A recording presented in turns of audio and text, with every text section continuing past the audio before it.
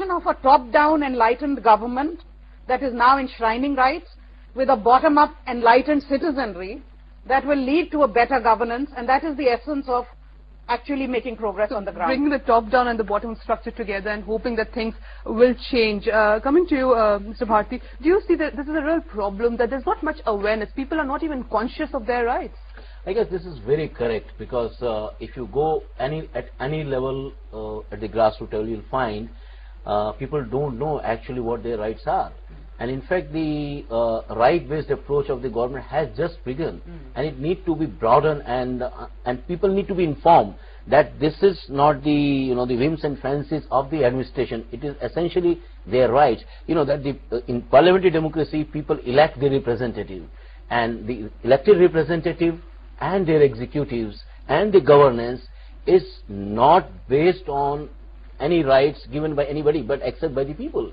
So I guess people need to realize that the right from the top level of the political executive to the grassroots bureaucracy, they are accountable to the people, and people have to exercise their rights. And this will happen if you instill fear in people who are actually responsible for implementing these schemes, through things like public hearing and social audit. Right.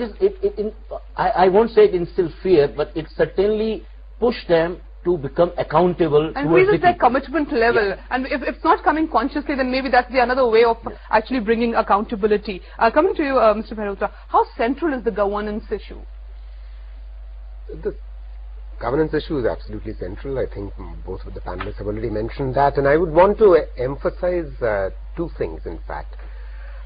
Civil society should be demanding a total of 5 rights at least. Those are the right to education, which we already have now finally, the right to work, which we have in Narega, but there are 3 others which we don't still have, and which are on the anvil. The right to health bill is actually on the Ministry of Health website. We must have a right to health. The right to food is finally will become reality in about 6 months' time, and we should also aim at a right to social insurance. But you're absolutely right when it comes to practicalities, going beyond the notion of legal rights.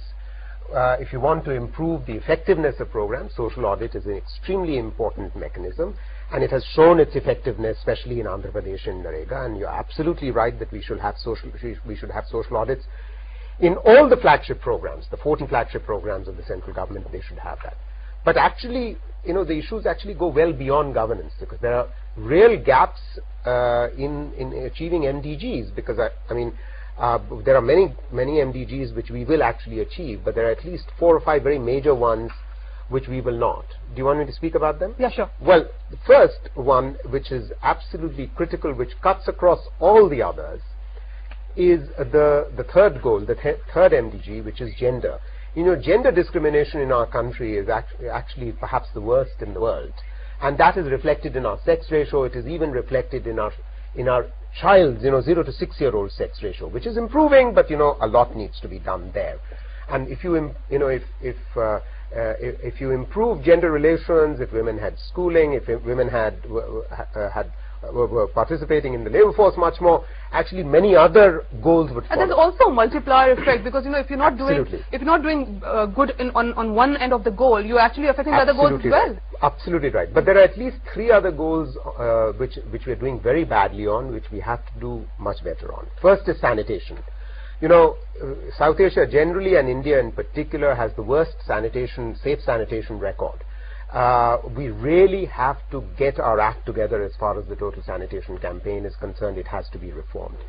Second, National Rural Health Mission has done wonders. It is improving health access, but at the same time we are not making rapid enough progress on immunization and on child survival. There's doctors, paramedical staff as well. All of that. We are not making progress on hunger. We are not making progress on child malnutrition. So these are 4 areas. Okay. I have a caller with me from Arunachal Pradesh, Mr. Ved Ram. Yes, Mr. Ram, please ask your question. Mr. Ram, if you can hear me, please ask your question. Okay. There's a technical problem. We'll come back to that. As Mr. Mehrotra said, that we might achieve 3-4 goals, but then again, there are few goals where we are lacking. Talking about the education factor, quality is one issue which we haven't tackled so far. Do you feel that that's one area where government really need to understand? Just having high enrollment rate doesn't really mean that you are imparting good education. Yeah, absolutely. I think whether it's health or education or any factor, not only is access completely different for the two Indias, but quality even more. And so you wonder whether you're perpetuating or creating a system that we would perpetually have first-class citizens and second-class citizens in this country. So if you look at education, we say now enrollment rate is almost 100%. But if 50% of those children drop out after primary school, what exactly are they going to do when they grow up? What kind of citizens are they going to be? Secondly, the learning outcomes. One of our partners, Pratham, brings out this ASA report every year. Learning outcomes have been stuck at very low levels for the last 5 years, despite huge sums of money going in through the Sarv Shiksha Abhiyan. That's right. So what is it that is not working in Even figures, even the Pratham figures says that class 5th students, they cannot tell time and they cannot read figures between 1 to 99. That's right. We have a caller with us from UP, AK Mishra. Yes, Mr. Mishra, please ask your question. Good evening, ma'am. Good evening to all of you. Ma'am, मेरा question ये है कि India में specially in the rural area एक आदमी जो कोई गांव में पैदा होता है, लो इनकम ग्रुप में पैदा होता है, it is very difficult for him to come out of that income group in his life time. How we can do this? Thank you, Mr. Mishra. Mr. Bharti, would like to respond on that. No, I guess that the basic issue that we have across the rural background or the rural India is lack of opportunity for the people, to have very secure livelihood. That is the one reason, and I guess that is the area where government need to work. That is the one issue. And I guess coupled with that is the issue of the education.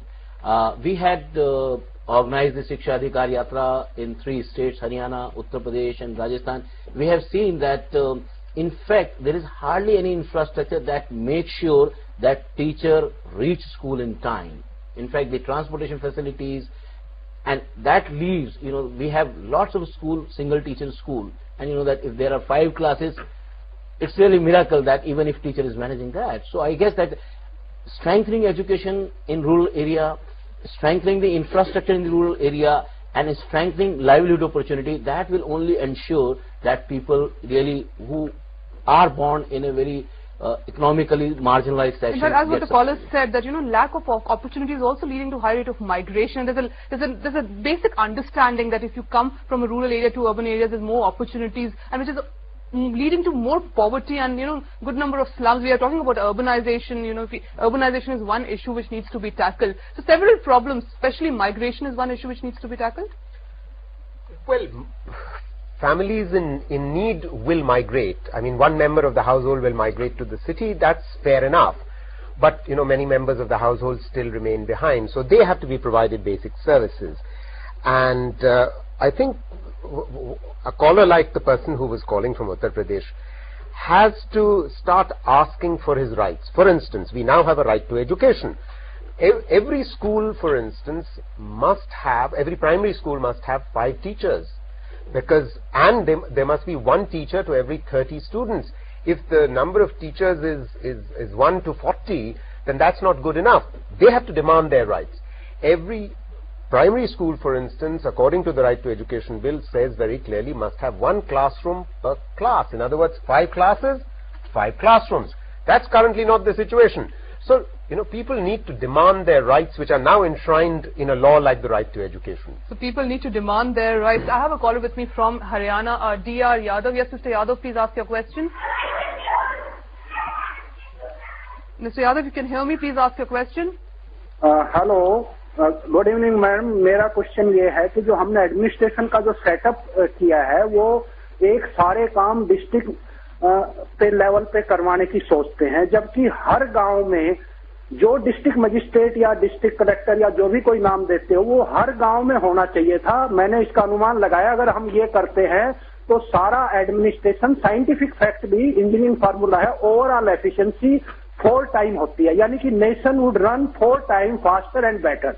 If we provide say 6 lakh villages in India, whatever the power a district magistrate have, a district deputy collector have, the same should be provided in each village with a senior officer. Okay. This Thanks very much, Mr. Yadav. call- What you're saying is that why don't you actually give that power and authority to someone who's working at a very local level? Give them that authority and then maybe, you see things changing. He's absolutely right, actually. I think one of the big achievements in the last 2 decades has been the decentralization that has happened in India. Earlier we were all uniformly growing at a slow rate or uniformly crawling out of poverty. When powers were delegated to states, you saw better governed states moving ahead. Today the South and the West are very different from the states in the North and the East. The further we can delegate, the easier it will be for people who are there to solve the problems of their